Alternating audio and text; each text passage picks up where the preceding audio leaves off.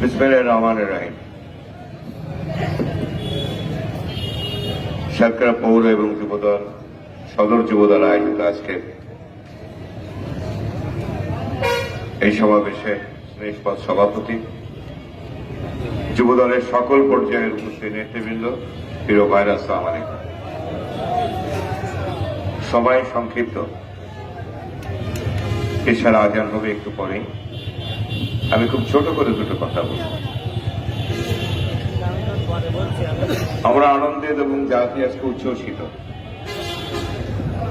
যে গেল 5 আগস্ট 15 বছর ধরে যে স্বৈরাচারী শাসক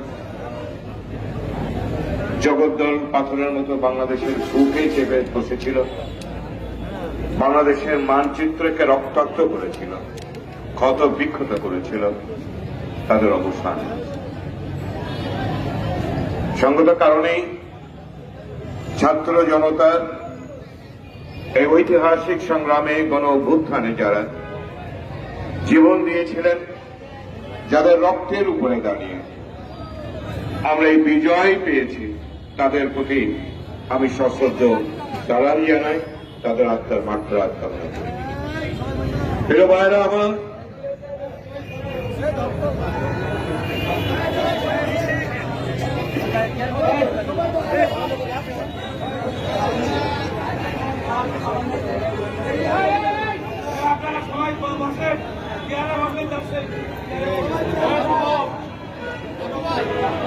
হ্যালো, এই একটু পরে দোয়া অনুষ্ঠান আছে, দোয়ার পরে আমরা ইনশাল্লাহ উঠে যাবো। বক্তব্য শেষের পরে দোয়া আছে, দোয়া অনুষ্ঠান হবে, তারপরে আপনারা ওঠেন। দোয়া আছে, দোয়াটা করে নেন, একটু অনুগ্রহ করবে, আপনারা বসে যান। আজকে আমি আমার বক্তব্য বেশি বাড়াবো না। আমাদের নেতা, বাংলাদেশ জাতীয়তাবাদী দলের ভারপ্রাপ্ত চেয়ারম্যান কিছু নির্দেশনা বলে দিয়েছেন আমাদেরকে, সেগুলো আমাদেরকে পালন করতে হবে। সেটা দিয়েছেন কেন? যে প্রযুক্তি শক্তি আজকে দেশের মানচিত্র থেকে উৎখাত হয়েছে, তাদের ষড়যন্ত্র কিন্তু থেমে নেই। মনে রাখবেন, এই দেশকে অস্থিতিশীল করবার জন্য সারা দেশে তারা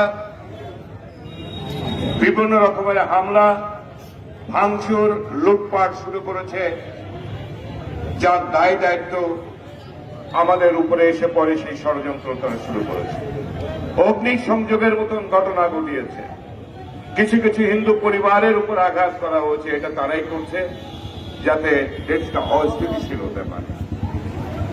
আমাদের নির্দেশনা বলে আপনাদের উপরে আমাদেরকে সজাগ থাকতে হবে, আমাদেরকে ধৈর্য ধারণ করতে হবে।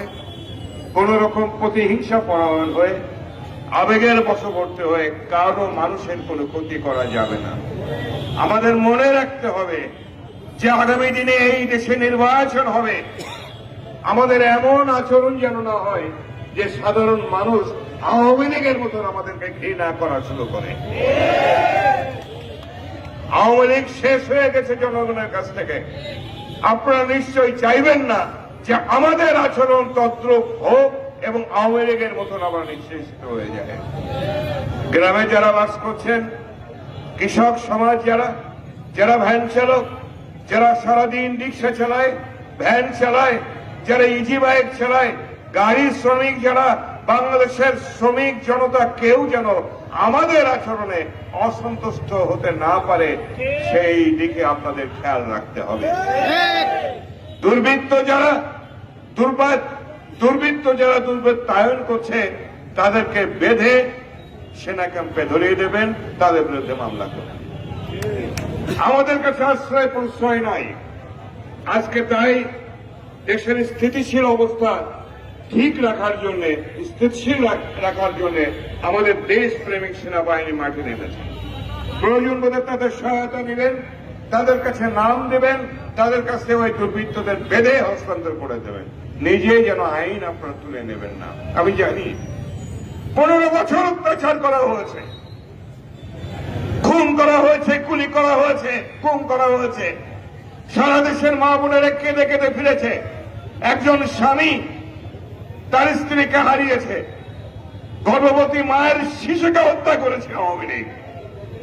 আমরা ভুলি নাই, কিন্তু তার অর্থ এই নয় যে আমরা প্রতিহিংসার বশবর্তী হয়ে আইন নিজের হাতে তুলে নেব। দোহাই আপনাদের এই কাজটি থেকে নিজেদেরকে আপনারা বিরত রাখবেন। দিন আসছে, আগামী দিনে নির্বাচন হবে, তারেক রহমানের নেতৃত্বে দেশ নেত্রী বেগম খালেদা জিয়া। আমরা বিশ্বাস করি এদেশের মানুষ অবাধ নিরপেক্ষ ভোট হলে এই বাংলাদেশ জাতীয়তাবাদী দলকে বেছে নিয়ে ক্ষমতায় অধিষ্ঠিত করবে।